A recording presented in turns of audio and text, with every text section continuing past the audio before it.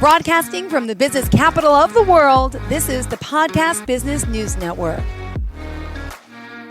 Welcome back to the show. We are honored to have John Riggio here joining us, tennis legend, architect, man of the movies, magazines, own book, author. And by the way, you got the magazine. Show us. Oh, okay, sure. This is the magazine that I'm in for the top 100 innovators and entrepreneurs of 2025. And this is the physical copy of the book. I'm here on page 42. Congratulations. I know we did a slideshow a few weeks ago. We got to see the whole article itself, but it's so nice when you have that copy in your hand. You've made it. You're an innovator. You know that. But that's awesome to see it like that, right? Yeah, usually businesses receive this. If you have a professional business office, a lot of times they come in the mail. I've received these in previous years. They always come in the mail. They send me copies of these. And this year I'm in the book. It So says a cool. very nice description of my achievements, combining also my younger years as a tennis professional. And this is really good. They did a very nice job from an interview with me and put that whole thing together. It's very good. It's on page 42. Great. Congrats. So that is really amazing. And then, of course, that book that's shown there is this one here is the book that this was published this year in 2025, also in February 26th. And this is my own court, the life story of tennis legend John Riggio. And this includes my professional work too. And it also has all kinds of stories in here. And since the podcasts are really based on business and professional work, the stories of my architect and my early tennis careers came out, and this has all those stories. They're really very good. I hope you can read it. You can get it online. You can go onto the internet. You can get it at the Barnes and Noble. You can get it at Amazon. You buy it at all kinds of different things, thrift books. They have them on eBay a lot of times also. And it's a pretty good book. If you just buy the ebook, it's only like $9.99. You could just download it right onto your reader, and it's really good. It's on Kobo.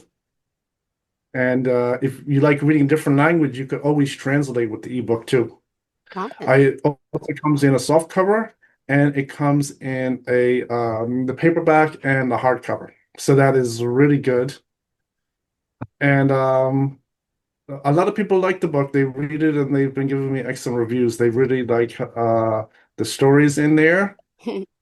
And I've been showing the book to people that they really like it. It's really excellent.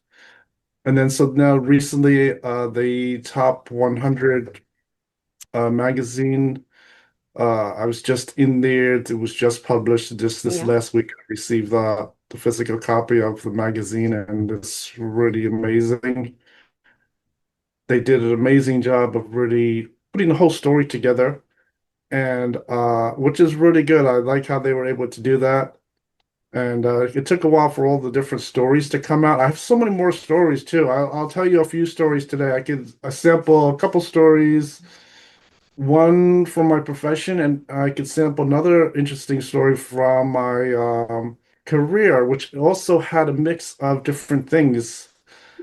I think one of them I was just thinking about as far as my architecture career to talk about was this interesting thing of when I was starting off and working for different architects. And sometimes when I was working, I was on a 1099. And a lot of architects, they run very low with their money they put in their checking account. It runs so low that when they write a check to me, I go to the bank and it bounces. And I was still young, maybe 19, 20, 21.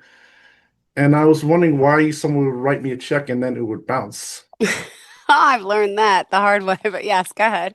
I think there are two interesting things. One of them is the reply that the check shouldn't have bounced, that there was plenty of money in the account, which is the most troubling one.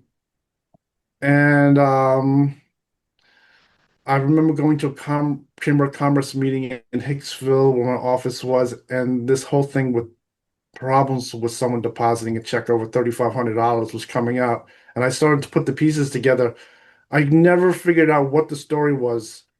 But as far as some people who wrote me checks, particularly people I was working for, they ran their credit down in Mm-hmm. their maybe down to $1,500, and they wrote a couple checks, and my check would bounce. So what happens is back then, even like the bounce fee was Ah. $35, which is a Mm-hmm. lot. It's similar to today. And well, it gets a little depressing. The check bounced.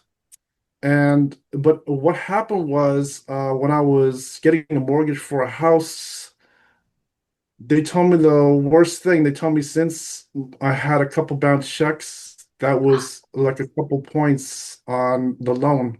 It's Mm-hmm. them giving me these checks, even if the checks were very small in size, they weren't Yep. $10,000 checks, maybe only $1,000 check, and the check would bounce, and that caused a problem for my credit rating. What also happened, I noticed, is over these years, a lot of times the architect I was working for told me this crazy story that their Yeah. mortgage was discontinued. Ah. Really, so this idea of bouncing these checks started to not only cause me problems, but I noticed that the architects I work for started to have a serious problem that the mortgage on their house Yep. that they were living in and paying for it started to have serious problems. So this problem with just little small bouncing checks started to really cause a big problem.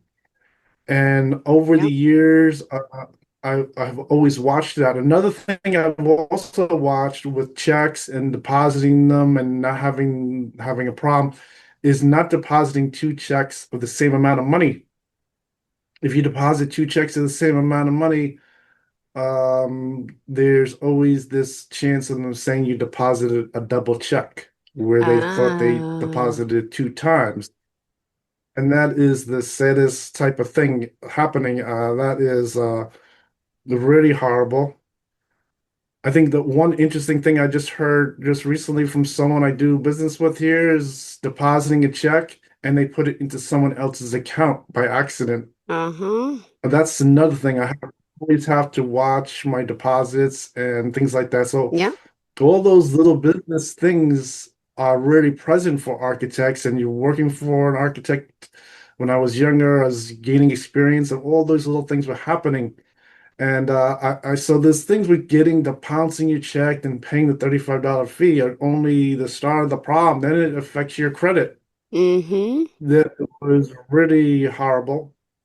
And so that was one sad thing. I think one thing as far as my architect work and I think they put down architect work that it doesn't make a lot of money, but I think in comparison to a lot of jobs, it isn't that bad. It isn't the lowest income. And usually when I was young, I always used to try to work two jobs. Yeah. They always gave everyone this number of trying to make $35,000 a year would cover everything with your girlfriend and having a car, a place to live, and everything like that. So they always had that number $35,000. So there was a number you'd always try to strive to move and try to go over that basic number. Uh, I think at the time when I was younger, even like 19, 20 years old, I was working the two jobs, trying to generate as much money as I can. And there is this whole thing with my achievements in tennis. Some of these achievements in tennis were putting some interesting pressure on me that was good. One of them was Mm-hmm. to try to live in a house that's 3,600 square feet. And that is to own it or rent a house 3,600 square feet. The thing with the cars is no big deal. Of course, you want to Mm-hmm. have a nice car. And so this pressure was happening when I had my girlfriend Delilah. Mm-hmm. And at the time, I was making more than her father. I was working the two jobs. I was able to make the money, and I showed her my tax returns, things like that. And so there was this thing to move into a house, to rent a house. Mm-hmm. What happened there, the dollar numbers are there. I have the pressure, the direction from tennis in particular. And of course, I have my girlfriend. She's interested to this idea. She likes it. This was a new challenge to go ahead with this type of idea. But what happened was when I went to do some rentals in different areas, there was turned out to be a third party Hmm. that was causing problems. There was this certain kind of problem that they identified as more like a problem with someone who's like called a porn. I mean, it was really strange, and they were like fictional. So what happened was I had to always call for help. I was wondering what the problem is. Mm-hmm. And it turns out, so all of my ideas, my income, the whole thing with tennis and my girlfriend, all checked out that it was good, that everything was okay. And the only problem was these people who, whenever I went to do things, somehow they would materialize and Hmm. cause a big problem. And I Oh. always had all the government offices about it. Nightmare. And this caused a problem. This was a very interesting problem. I think if you read my book and I talk about certain things about cars and living and getting gifts and things like that, I didn't explain what was happening altogether. I didn't leave out the whole story. For one, it's because they were really causing me a problem and it wasn't successful. So I don't want to talk about things that weren't so successful. Okay. It would make people depressed. But we're talking on the podcast here and business. It's good to know that when I was doing things, advancing, sort of like with that story about the cottages, and the Yeah. cottage knew that there were some problems out there that I might encounter. They did not control the problems. Same idea was happening already with things with um, renting houses, buying houses, and those problems were coming over. So whenever I was advancing forward, I was doing Mm-hmm. good. I was making good money. I had the support of people around me, and they had these strange problems come about that were really fictional problems. And this is was really unbelievable. And I was lucky they couldn't really cause me too much harm, but they did interfere with the whole idea, with particularly with the living situation, that it wasn't really up to what I had earned and what people desired to see me in. They wanted to see that I was getting all those different things. Yeah. And so that was one thing that was really interesting. And I went to all kinds of different areas too. This whole search of those years started to turn into Yeah. also where to live. If I'm gonna live over uh like in the middle of Long Island Mm-hmm. and things like that. And so when I was researching the problem and talking to different people, they told me that what was happening to me wasn't necessarily happening to everyone else. Most people, a lot of people, they don't have that kind of problem.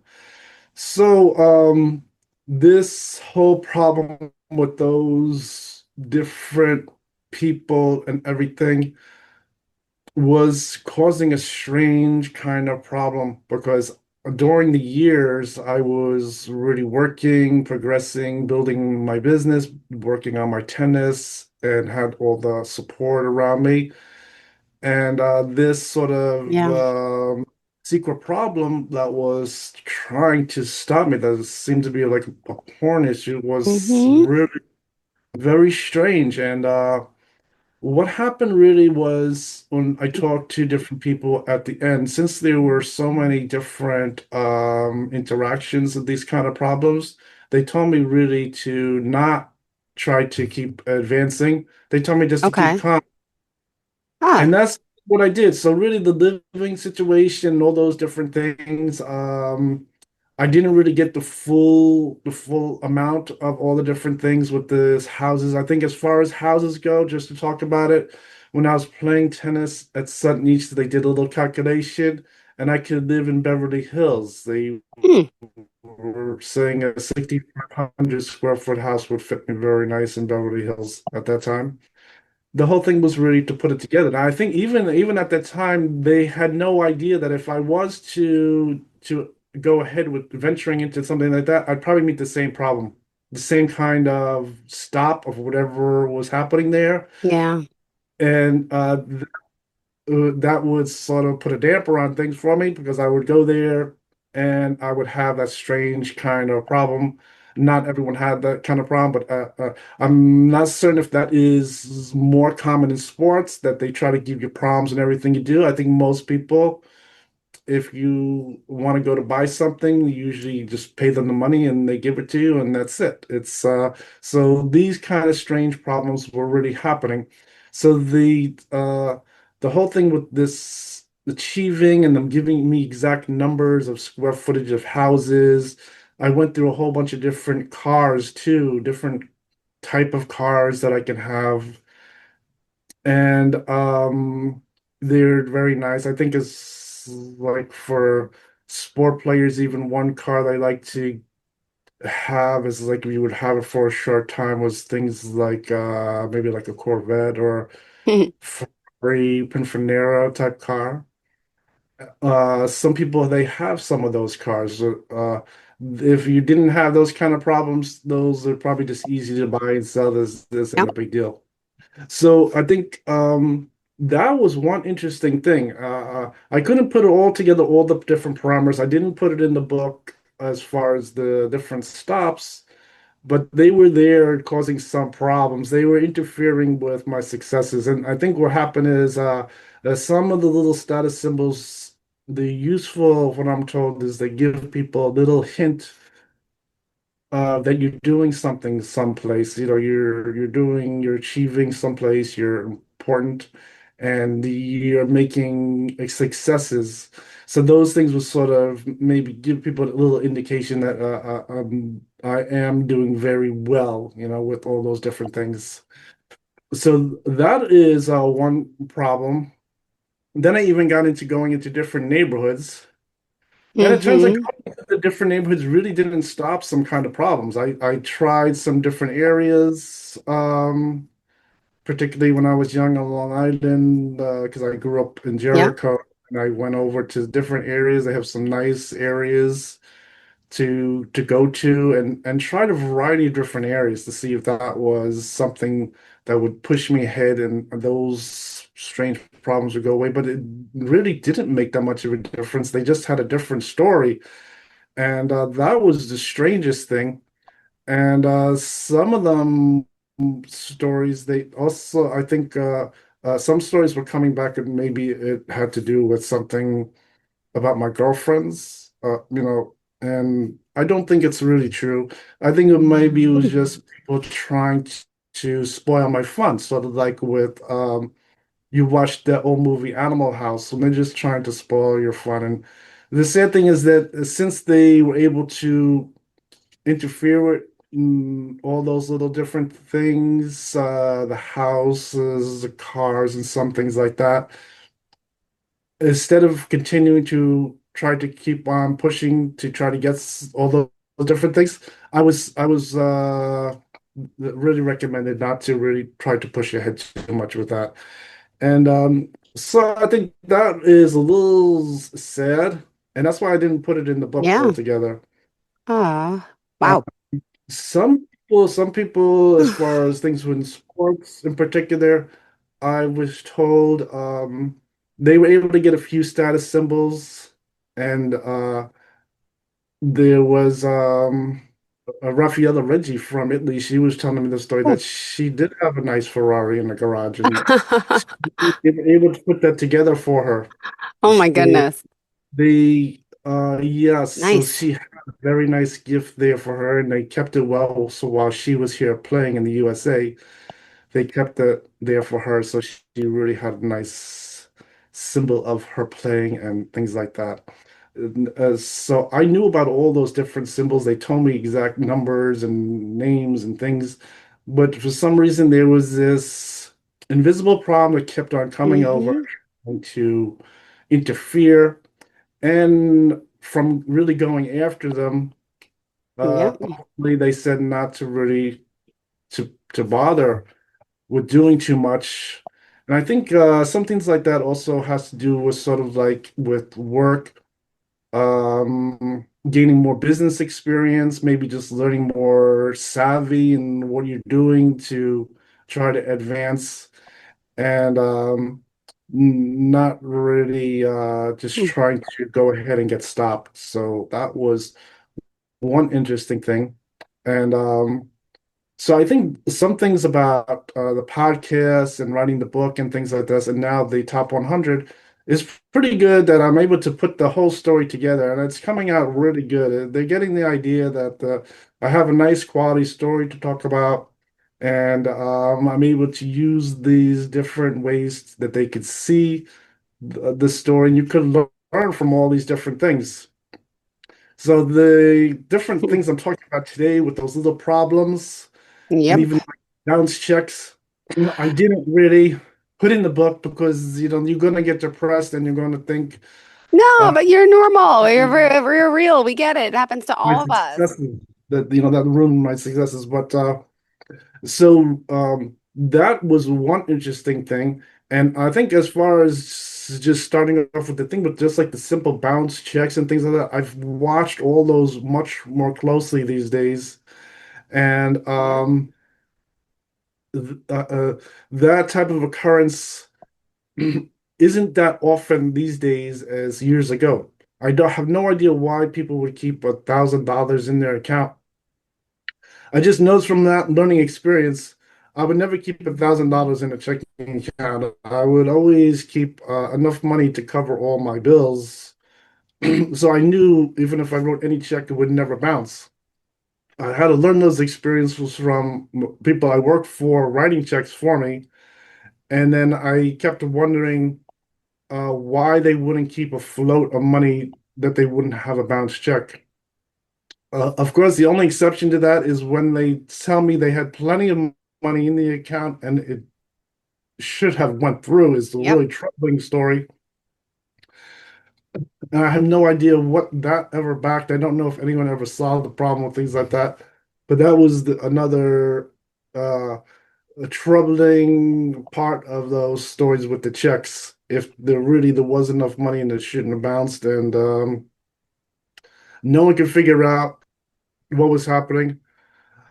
I remember when at that time when I had my own office, uh, even some people in the banking industry were saying that same type of occurrence of checks bouncing, even particularly over $3,500. This is the strangest story. So I think I've watched all those things in recent years and kept all those problems down to just a very bare minimum. The thing with the getting a check and then it bouncing, it was really strange. And I noticed the bank Yep. people, if you go in, you brought the check in person and the check bounced, they would think somehow Yeah. that you did something wrong, that you bounced the check, and it's not my check. I didn't write it, and that was really a very interesting set of experiences growing my own business and talking directly with the bank. Years ago, I always had to go into the bank to do all types of things, even pay my employee taxes were directly in the bank years ago. Today, everything's done electronically. Yep. So those type of things, I had all those little learning experiences developing my business and had to figure out all those little problems and correct them as I went along. And that was very interesting. And personally, I don't run any bounce checks. I don't think I've ever wrote a bounce check. Yeah. I think this strange experiences has made it where I always kept a float of money, and I felt my business was always much better at keeping a float of money, keeping the any problem with checks down to Yeah. a minimum. That is one interesting thing. That's why I was always wondering why someone would write me a check and let it bounce. It causes a big problem with your credit rating. You could lose your mortgage. It was unbelievable. Yep, and bounce payments, same concept. Oh, same thing. Now it's electronic, right? They're debiting, and if it's not the money in there, it's going to bounce, and you get a returned ACH fee. It's even though it's not a check anymore. It happened on my debit card recently, so I'm aware, and I'm not happy about it. I know, Um, but we all mess up. All right, we got 3 more minutes left in the show, darling. What else do you want to share? Whew. The Oh, good, the bad, the ugly. We're good. for Architect Director, you can head down to my my webpage, www.johnriggio.com. There I have a description of my work. I have a portfolio there and my contact information.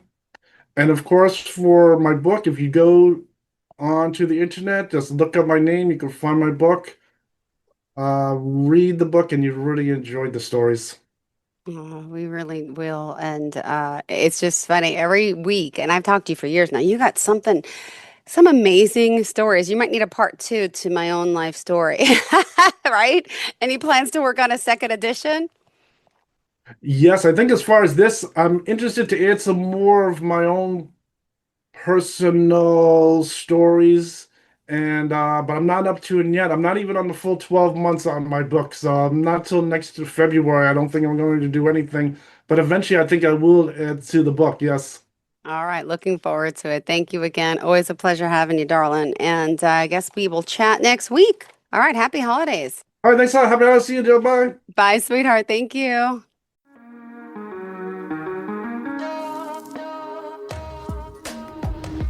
Broadcasting from the business capital of the world, this is the Podcast Business News Network.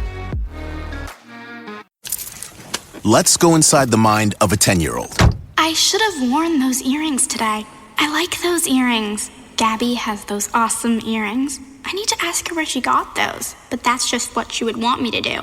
I'll have Michaela ask her for me. Buckle up, Sarah. Yeah, but then Michaela will be like, why don't you just ask her yourself? That's just like Michaela. Sarah, buckle up. Michaela's such a great name. I wish I was called Michaela. There's like a dozen Sarahs in my class. Hey, we're not hitting the road until you buckle up, honey. Oh yeah, seatbelt. I forget sometimes because my brain is like busy, you know? I wonder if there's pizza at school today. Sometimes it can be tough to get through to your kids, but it's not impossible. Always make sure they're wearing their seatbelts, even on short drives. Remember, you have the keys, you have the power. Never give up until they buckle up. A message from the National Highway Traffic Safety Administration and the Ad Council. Visit safercar.gov/kidsbuckleup for more information.